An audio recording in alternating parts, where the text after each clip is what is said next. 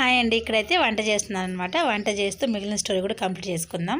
పెద్దమ్మాయికి ఈ లోపే ఇంకా ఈ ఇద్దరు అక్క చెల్లి పెళ్ళి అయ్యేసరికి పెద్దమ్మాయికి ప్రెగ్నెన్సీ వచ్చింది. తనకు ఫస్ట్ ఒక పాప అయితే పుట్టేసింది అనమాట.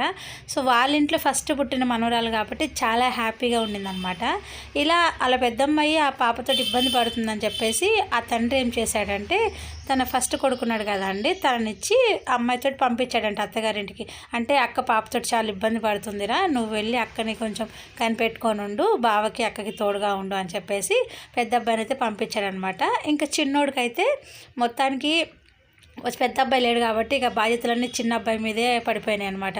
అంటే వ్యవసాయము, ఎద్దులు, పొలం దున్నటము, పంట పొలాలు, వరి, ఇంకా వాళ్ళు కూరగాయ చెట్లు ఇవన్నీ వేసేవాళ్ళు అనమాట.